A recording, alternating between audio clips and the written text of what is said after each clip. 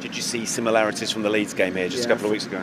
Not just the Leeds game. I remember Crystal Palace when we're 3-0 up. We concede a really poor goal against 10 men. Wolves, 3-0 up. Managed to concede a goal from a set play. I need to find a way to make us better at defending set plays, but we should have been 2 or 3 goals up. We weren't clinical enough in one box, and we weren't pragmatic enough in our own box. And the 2 midfielders in the midfield, and then Enzo Fernandez had to do a job, and Neto.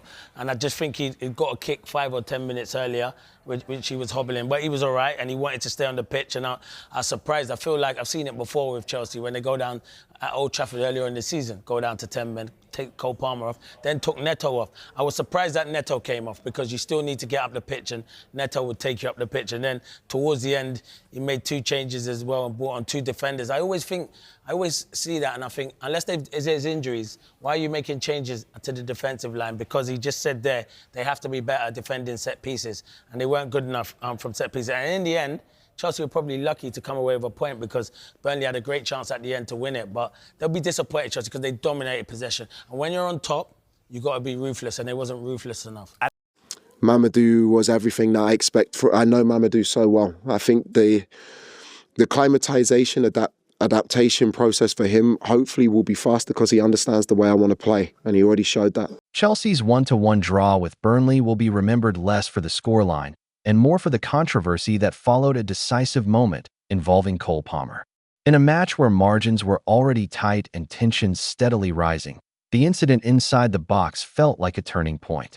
Palmer's sharp movement and quick feet created separation, and as he drove goalward, clear contact brought him down. Appeals erupted instantly. Players surrounded the referee, the crowd roared in expectation, and for a split second it seemed inevitable that the penalty would be awarded.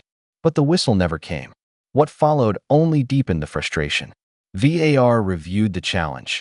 Replays circulated across screens, and commentators dissected every angle. To many watching, the footage appeared conclusive, the kind of contact that has resulted in spot kicks countless times before. Yet the decision on the pitch stood. No penalty. Play resumed. The sense of disbelief inside Stamford Bridge was palpable. The controversy has since reignited wider debates about officiating standards and consistency in the Premier League. Supporters argue that similar incidents elsewhere have been punished without hesitation, making this call feel even more perplexing. Pundits question not only the threshold for intervention, but also the communication process between on-field officials and the video review team. Once again, scrutiny has turned toward Professional Game Match Officials Limited and its handling of high-pressure decisions. Beyond the technicalities, there is the emotional toll.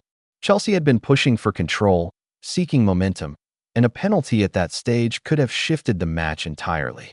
Instead, the denial seemed to drain energy while simultaneously galvanizing debate. Burnley, for their part, capitalized on the reprieve, holding firm and ensuring the contest ended level. From a neutral standpoint, it was dramatic. For the Blues, it felt like 2 points slipping away under a cloud of controversy. Moments like this underscore the paradox of modern football technology. VAR was introduced to eliminate clear and obvious errors, to bring clarity where uncertainty once reigned. Yet when interpretations differ so starkly, the technology itself becomes part of the controversy. Fans are left asking whether consistency is truly achievable, or whether subjectivity will always linger regardless of how many angles are reviewed. In the aftermath, social media